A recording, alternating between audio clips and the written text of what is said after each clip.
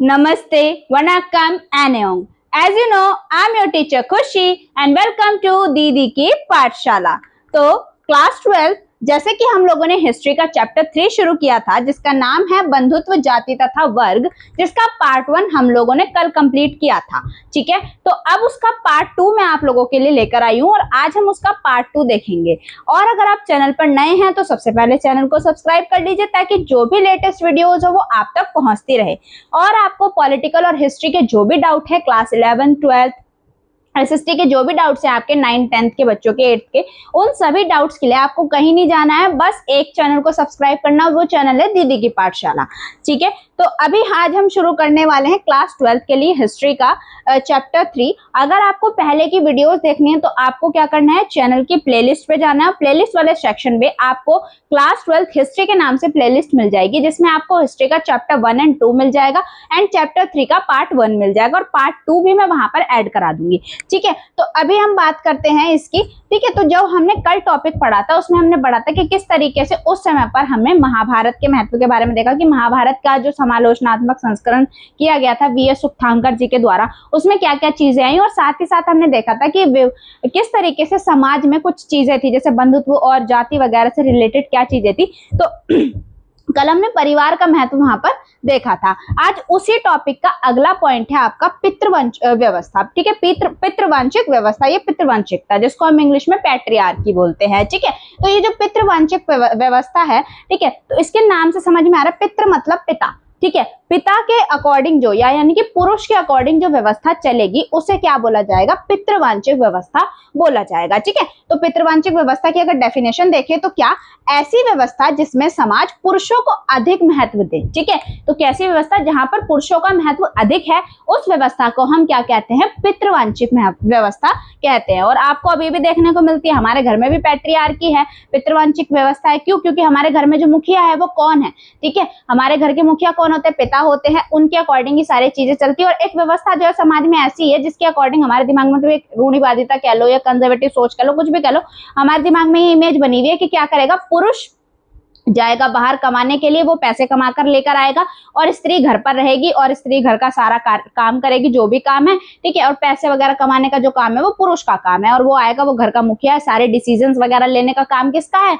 उसी पुरुष का है। ठीक है, ऐसी व्यवस्था बहुत पहले पुराने समय से चली आ रही है। अभी कुछ परसेंटेज चेंजेस आए हैं कि अब फीमेल्स भी जो है वो आगे बढ़ रही हैं और मतलब व्यवस्था में अपना योगदान दे रही हैं, लेकिन हम ये नहीं कहेंगे कि पूरी की पूरी व्यवस्था चेंज हो गई। नहीं जी, अब पैट्रियार्की तो है ही नहीं, अब तो पैट्रियार्की पूरी तरीके से खत्म हो चुकी है और अब तो महिलाएं बहुत ज्यादा महत्वपूर्ण हैं। महिलाएं महत्वपूर्ण हो गई हैं लेकिन पहले के बराबर, मतलब अगर बोले ना तो ऐसे जैसे पुराने लोग बोलते हैं ना कि रुपए में से 100 पैसा, तो वही हिसाब है कि थोड़ा सा मतलब हुआ है, 1-2 पैसे जितना ही कुछ चेंजेस आए, 1-2% चेंजेस आए, बहुत ज्यादा चेंजेस नहीं आए। क्योंकि अब आप हम अपनी मम्मियों को भी देखें आज के टाइम पे, तो हमारी मम्मियों को भी ऐसे थोड़ी कि घर में सारी राय उनकी चलती है या सब कुछ वही व्यवस्था है। हमारे पिताजी जाते हैं, हमारे पापा जाते हैं काम पर, फिर वो लेकर आते हैं और फिर वो चीजें उसी तरीके से चलती है। ठीक है, तो ऐसी व्यवस्था जिसमें पुरुषों को ज्यादा महत्व दिया गया है समाज में, उस व्यवस्था को पितृवांशिक व्यवस्था कहते हैं। ठीक है, और इस पितृवांशिक व्यवस्था में क्या होता है, घर का मुखिया जो होता है पिता होता है या कोई भी पुरुष होता है, अन्य पुरुष होता है। ठीक है,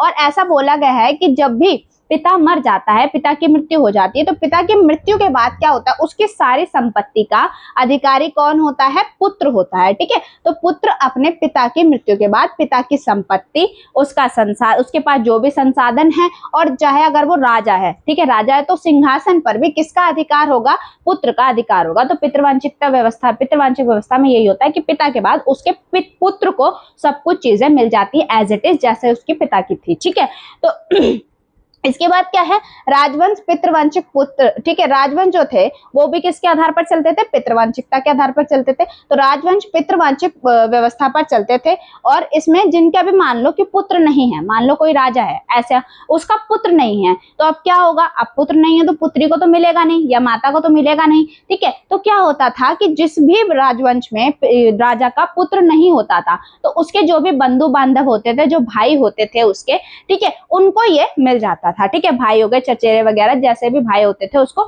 उनको ये मतलब राजवंश जो है वो मिल जाता था। ठीक है, तो क्या होता था, तो ये भी क्या है, एक तरीके से मिला। तो यहाँ पर भी पुत्र कह रही हूँ, पुरुष कोई, तो यहाँ पर भी कैसी व्यवस्था है, पितृवांशिक व्यवस्था है। ठीक, तो बात करें, कहीं कहीं कुछ विशेष परिस्थितियों में ऐसा देखने को मिला है कि जो व्यवस्था है वो पुत्रों के हाथ, पुत्र या फिर पुरुषों के हाथ से किस में गई है, स्त्रियों के हाथों में गई है। बहुत रेयर चांसेस थे ऐसे, हर जगह पर बेसिकली यही था कि पिता है राजा, पिता की मृत्यु हो गई, उसके बाद उसका पुत्र बनेगा, पुत्र नहीं है तो उसके भाई भाई तो होंगे, कोई भी चाचा के, ताऊ के, कैसे भी उनको मिलेगी वो जागीर। ठीक है, स्त्रियों का कुछ ऐसा नहीं था कि स्त्रियों को संसाधन मिलेंगे या पिता की संपत्ति पे कुछ भी अधिकार मिलेगा। ठीक है, तो ये थी आपकी पितृवांशिक व्यवस्था। अब क्या था, अब कुछ विवाह के नियम थे। विवाह के नियम क्या थे, सबसे पहली बात तो जो पिता होता था, पिता के कुछ कर्तव्य होते थे। तो पिता के कर्तव्य जो पुत्री के लिए हुआ करते थे बेसिकली, तो पिता का कर्तव्य जो पुत्री के लिए होता था क्या, कि पुत्री का पिता के संसाधनों पर कोई अधिकार नहीं था, लेकिन पिता का यह कर्तव्य जरूर होता था कि वो उचित समय पर उचित व्यक्ति ढूंढकर क्या कर दे, पुत्री का विवाह करते। ये क्या हुआ करता था, पिता का बहुत महत्वपूर्ण धार्मिक कर्तव्य मानव बताया जाता था, जिसको क्या कहा गया है, जिसमें कन्यादान। ठीक है, कन्यादान अर्थात विवाह के समय पर कन्या को भेंट में उपहार दिया जाता था। ठीक है, तो ये क्या है, भेंट या उपहार देना, कन्या को, कन्या की किसी उचित समय पर उचित व्यक्ति से विवाह कर देना, और साथ ही साथ उसको जो उपहार दिए जाते थे उसको क्या कहा जाता था, उसको कन्यादान कहा जाता था, जो आज आप देखते हैं। अब वो कन्यादान उस समय से चला रहा, और वो कन्यादान आज दहेज बन गया है। ठीक है, तो अब कन्यादान नहीं रहा, अब कन्यादान दहेज हो गया है ना। जैसे कि अभी आपने रिसेंटली केसेस देखे होंगे, जैसे अभी वो स्कॉर्पियो और फॉर्च्यूनर वाला केस हुआ था कि हमें तो स्कॉर्पियो चाहिए थी या फॉर्च्यूनर चाहिए थे, उसके लिए दहेज के लिए मार दिया गया लोगों को। तो पहले ये व्यवस्था चली थी कि नॉर्मली आपके पास जितना है आप उसके अकॉर्डिंग थोड़ा बहुत जो देना चाहें अपनी बेटी को दे सकते हैं। लेकिन यहाँ पर क्या हुआ, अब उस चीज का स्वरूप बदल गया है। ठीक है, कन्यादान से वो चीज अब दहेज की तरफ चली गई, लोगों की डिमांड्स बढ़ती जा रही है। ऐसे थाली में तुम लोगों ने ऐसे रील्स वगैरह में भी देखा होगा, ऐसे नोट भर के लेके आते हैं, थाली में बहुत बहुत सारा पैसा देते हैं, और मतलब पिता भी अपनी तरफ से ना जितना उसके पास होता नहीं है उससे ज्यादा वो अपनी बेटी को देने की कोशिश करता है। ठीक है, अब वही चीजें दोनों तरफ से ये चीजें होती हैं। वो लोग कहते हैं कि गिफ्ट्स मांग रहे हैं हम, और ये कहते हैं हम तो गिफ्ट्स देना, गिफ्ट्स के तौर पर ये चीजें इतनी बेकार होती जाती हैं कि कहीं ना कहीं इसका जो हर्जाना है वो उस स्त्री को भुगतना पड़ता है जिसका विवाह हुआ है। ठीक है, तो क्या था कि पहले की स्थिति में, पहले क्या था कि जो पुत्री है पिता के संसाधनों पर उसका कोई भी नहीं है अधिकार, लेकिन क्या होता था, उचित समय पर उचित व्यक्ति से विवाह करना पिता का कर्तव्य है। और कन्यादान में जो भी भेंट किया गया वो स्त्री धन होता था, और उस स्त्री धन पर किसी भी मतलब उसके पति का भी अधिकार नहीं होता था। वो स्त्री धन प्रॉपरली किसका हुआ करता था, स्त्री का हुआ करता था। स्त्री चाहे तो उस धन को आगे अपनी आने वाली जनरेशन को दे, या चाहे तो अपने पति को दे सकती है, लेकिन वो उसका धन है तो वो उससे लेने के लिए कोई भी, ना तो पिता उसे फोर्स कर सकता है कि अपने पति को दो, ना ही पति उसे फोर्स कर सकता है कि ये धन मुझे दो। ठीक है, तो ये जो कन्यादान में जो भी भेंट उपहार मिलता था विवाह के समय पर, वो स्त्री का स्त्री धन कहलाता था। ठीक है, इसके बाद बात करें, क्या ब्राह्मण लेखकों द्वारा आचार संहिताएं भी इस समय पर ही बनाई गई, तैयार की गई, और उनका पालन ब्राह्मण और बाकी समाज को भी करना होता था। तो ब्राह्मणों ने इस समय पर क्या बनाई, आचार संहिता, रूल्स रेगुलेशन तैयार करे कि क्या किस तरीके से चीजें चलेंगी। ठीक है, तो इस तरीके से आचार संहिताएं तैयार करी गई, नियम कानून तैयार किए गए, और ऐसी आशा की गई समाज से कि ब्राह्मण तो करेंगे इसका पालन, ब्राह्मणों के साथ साथ आपके अन्य लोग भी क्या करेंगे, बाकी समाज भी इसका पालन करेगा। और इसका एक उदाहरण आपको क्या मिलता है, मनुस्मृति मिलता है। ठीक है, मनुस्मृति क्या थी, बेसिकली ब्राह्मण द्वारा तैयार किया गया एक ऐसा दस्तावेज था जिसमें सारी व्यवस्था बताई गई थी कि समाज कैसे चलेगा, जिसमें आपकी वर्ण व्यवस्था भी मनुस्मृति में ही बताई गई थी कि क्या होंगे, 4 वर्ण होंगे, ब्राह्मण, क्षत्रिय, वैश्य, शूद्र, उनके कार्य क्या क्या होंगे, है ना। ऐसा बोला गया था कि ब्रह्मा जी के शरीर के अंगों से सभी वर्णों की उत्पत्ति हुई है। इस तरीके से, है ना, वो प्रॉपर्ली डिफाइन करके मैं आगे आपको बताऊंगी आगे टॉपिक में।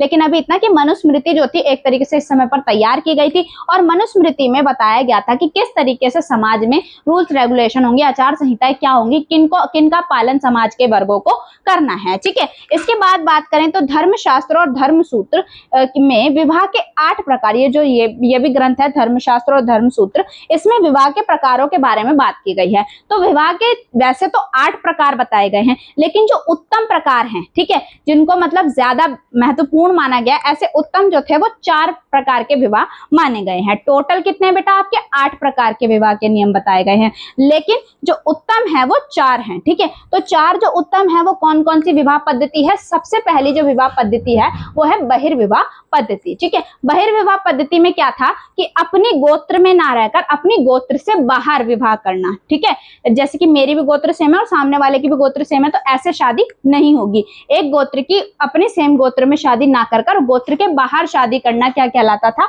बहिर्विवाह पद्धति कहलाता था। और अंतर विवाह पद्धति क्या होता था? गोत्र के अंदर शादी करना। ठीक है, मेरी गोत्र ये है और सामने वाले की भी गोत्र सेम है, तो सेम गोत्र में शादी करना अंतर विवाह पद्धति कहलाता है, और अलग अलग गोत्र में शादी करना क्या कहलाता है? बहिर्विवाह पद्धति। ठीक है, तो 2 तो ये हो गए। और तीसरा क्या था? बहुपति प्रथा। ठीक है, बहुपति और बहुपत्नी। अब बहुपति, बहु मतलब एक से ज्यादा, पति। ठीक है, तो स्त्री के एक से ज्यादा पति होना कहलाता है बहुपति प्रथा। और बहुपत्नी प्रथा में क्या है? पुरुष की एक से अधिक पत्नियां होना। तो आपको बहुपत्नी के तो बहुत एग्जांपल्स मिल जाएंगे, जैसे दशरथ, उनकी 3 बीवियां थी। ठीक है, इसके अलावा भी काफी ऐसे शासक आपको मिल जाएंगे जो क्या थे, जिनकी एक पत्नी नहीं थी, मतलब काफी पत्नियां थी, 1 या 2 से अधिक ज्यादा पत्नी थी, 1 से अधिक पत्नियां थी। ठीक है, लेकिन बहुपति का सिर्फ एक ही एग्जाम्पल हमें पूरे इतिहास में मिलता है, जहां तक देखा जाए तो द्रौपदी जिनके 5 पति थे। ठीक है, वो पांडवों की मतलब 5 पांडवों की एक स्त्री थी या एक पत्नी थी, जो थी द्रौपदी। तो द्रौपदी जो है वो बहुपति का एग्जाम्पल है, और बहुपत्नी के लिए आपको बहुत से एग्जाम्पल्स मिल जाएंगे। ठीक है, तो विवाह पद्धति को एक बार और डिफाइन करती हूँ। बहिर्विवाह पद्धति गोत्र से बाहर विवाह करना, अंतर विवाह पद्धति गोत्र के अंदर विवाह करना, और बहुपति एक से अधिक पति होना स्त्री के, और बहुपत्नी मतलब पुरुष की एक से अधिक पत्नियां होना। तो ये 4 पद्धतियां जो थी वो उत्तम मानी जाती थी विवाह की। ठीक है, इसके अलावा क्या था? गोत्र एवं स्त्री का गोत्र। ठीक है, अब ये गोत्र क्या होती है और स्त्री के गोत्र के बारे में क्या बात की गई है? ठीक है, तो गोत्र एवं स्त्री का गोत्र में क्या है? प्राचीन ब्राह्मण पद्धति है ये। ठीक है, और इसको 1000 ईसा पूर्व के बाद इसको लाया गया था। ठीक है, और समाज को क्या किया गया था? गोत्रों में वर्गीकृत किया गया था, गोत्रों में बांटा गया था। ठीक है, तो गोत्र होते क्या थे? गोत्र जो होती थी वो किसी भी एक वैदिक ऋषि के नाम पर उस वंशज को, उस कुल को या उस परिवार को वो नाम मिल जाता था, और उसे क्या कहा जाता था? गोत्र कहा जाता था। और जो गोत्र है, ठीक है, जिस वैदिक ऋषि के नाम पर हमें गोत्र मिली है, वो क्या कहलाते थे? उसी वैदिक ऋषि के वंशज कहलाते थे। ठीक है, यानी कि उन्हीं के मतलब परिवार के कहलाते थे। ठीक है, तो गोत्र क्या होते थे? किसी भी एक वैदिक ऋषि के नाम पर गोत्र मिलती थी, और जो आगे जो परिवार चलता था वो उसी वैदिक ऋषि के वंशज के रूप में चलता था। ठीक है, तो और गोत्र के 2 महत्वपूर्ण नियम माने जाते थे। गोत्र के 2 महत्वपूर्ण नियम क्या थे? कि स्त्री जो है, जब उसका विवाह हो गया, ठीक है, विवाह से पहले तो क्या है? विवाह से पहले वो पिता का गोत्र इस्तेमाल करेगी, लेकिन जब विवाह हो गया उसका, तो विवाह के उपरांत जो है उसकी गोत्र बदल जाती है। ठीक है, विवाह के बाद, शादी के बाद स्त्री का जो गोत्र है वो बदल जाएगा, और क्या होगा? वो पति का गोत्र अपना लेगी। पहला नियम तो ये। और दूसरा नियम क्या है? कि गोत्र के सदस्य आपस में विवाह नहीं कर सकते। ठीक है, एक गोत्र के सदस्य आपस में विवाह नहीं कर सकते। ये गोत्र के 2 नियम थे। पहला क्या? कि शादी के बाद स्त्री का जो गोत्र है वो बदल जाएगा, और दूसरा कि गोत्र के सदस्य आपस में विवाह नहीं करेंगे। ये 2 नियम गोत्र के अंदर आते हैं। इसके अलावा क्या है कि क्या सभी इस व्यवस्था का पालन करते हैं? ठीक है, तो ये क्वेश्चन बहुत बड़ा था कि क्या सब मानते थे इस व्यवस्था को, हर जगह पर यही सब चीजें चल रही थी? तो ऐसा नहीं था। कुछ ऐसे एग्जाम्पल्स मिलते हैं जो इस व्यवस्था का पालन नहीं करते, जैसे कि सातवाहन शासकों के बारे में बात करें तो सातवाहन शासक ऐसे शासक थे जो ब्राह्मण नियमों का पालन नहीं करते थे। ठीक है, तो इसका एग्जाम्पल कैसे हम कह सकते हैं कि भाई नहीं करते थे? ऐसे इल्जाम कैसे लगा सकते हैं हम किसी पे? तो इल्जाम नहीं है, इसका सबूत है क्या? कि जो सातवाहन शासक हैं उनकी जो मतलब पत्नियां थी वो अपने पिता का गोत्र ही इस्तेमाल करती थी। शादी के बाद भी उन्होंने अपना गोत्र परिवर्तित नहीं किया था। ठीक है, गोत्र परिवर्तित नहीं किया था। सातवाहन शासक जो थे वो किसका गोत्र इस्तेमाल करते थे? मतलब उनकी जो पत्नियां थी वो अपने पिता का गोत्र इस्तेमाल करती थी। और ये जो एग्जाम्पल है ये अंतर्विवाह पद्धति का नहीं था, यहाँ पर बहिर्विवाह पद्धति देखने को मिली थी। मतलब ये भी गोत्र के अंदर शादी न कर गोत्र से बाहर विवाह करते थे। ठीक है, इसके बाद बात करें दक्षिण भारत में हमें कहीं पर ऐसे भी मतलब एग्जाम्पल्स मिले हैं जहां पर क्या थी, बहिर्विवाह पद्धति नहीं थी, जहां कैसी पद्धति थी, अंतर्विवाह पद्धति थी, अंतःविवाह पद्धति थी, यानी कि गोत्र के अंदर वो लोग शादी करते थे अपने चचेरे भाई ममेरे भाइयों से। ठीक है, इस तरीके से गोत्र के अंदर ये लोग शादी किया करते थे, विवाह किया करते थे। तो दक्षिण भारत में हमें अंतर्विवाह पद्धति का मिलता है, मतलब सबूत मिलते हैं, और साथ ही साथ बहिर्विवाह पद्धति के हमें सबूत कहाँ मिलते हैं, सातवाहन शासकों में देखने को मिलते हैं। और साथ ही साथ यहाँ ये भी देखने को मिलता है कि गोत्र के नियमों का पालन नहीं कर रही, यहाँ पर स्त्री अपने पिता का ही गोत्र इस्तेमाल कर रही है शादी के बाद भी। ठीक है, इसके बाद जो था माताओं के महत्व की अगर हम बात करें तो माताओं को कोई महत्व था भी या नहीं, कहीं पर स्त्रियों का महत्व था या नहीं था, तो हाँ था भाई। सातवाहन शासक ही वो इंसान थे जहां पर माताओं जिन्होंने माताओं को महत्व दिया है। माताओं को कैसे महत्व दिया है, तो सातवाहन राजाओं में माताओं का महत्व था। ठीक है, महत्व कैसे था, क्योंकि व्यवस्था चाहे पितृवंशिक हो, ठीक है, लेकिन ये लोग अपना जो गोत्र है वो अपनी माता का गोत्र, मतलब माता का नाम अपने नाम के पीछे लगाकर एज अ गोत्र इस्तेमाल करते थे। ठीक है, तो कुछ शासकों में माताओं के नाम पर शासन किया है, जैसे कि गौतमी पुत्र सतकर्णी। ठीक है, तो गौतमी पुत्र यानी कि गौतमी का पुत्र, इस तरीके से ये लोग अपनी पहचान बताया करते थे। तो यहाँ पर सातवाहन शासकों में आपको देखने को मिलेगा माताओं का महत्व, कि ये माताओं का गोत्र या माताओं का नाम इस्तेमाल कर शासन करते थे। ठीक है, बाकी सब जगहों पर पिता के गोत्र को ही अपनाया गया है, पुरुष के गोत्र को ही अपनाया गया। बस ये सातवाहन शासकों का एक अलग एग्जाम्पल है जो अपनी माताओं के गोत्र के आधार पर चलते हैं। ठीक है, तो अगर हम बात करें तो ये था आपका आज का टॉपिक जिसमें हमने पितृवंशिकता के बारे में जाना था। ठीक है, विवाह के नियमों के बारे में जाना था। ठीक है, और साथ ही साथ गोत्र और स्त्री के गोत्र के बारे में पता करा, और माताओं का महत्व, और क्या सभी लोग इन व्यवस्था का पालन करते थे या नहीं करते थे, इसको हमने डिटेल में पढ़ा है। ठीक है, तो ऐसे ही और इसके पार्ट्स आएंगे जिसमें हम बाकी सारे टॉपिक्स को अच्छे से पढ़ेंगे। तो अभी के लिए तो आपको क्या कर लेना भाई, चैनल को सब्सक्राइब कर लेना, ताकि जो भी लेटेस्ट वीडियोज आए वो आप तक पहुंचती रहे। ठीक है, तो अभी के लिए थैंक यू, मिलते हैं नेक्स्ट वीडियो में।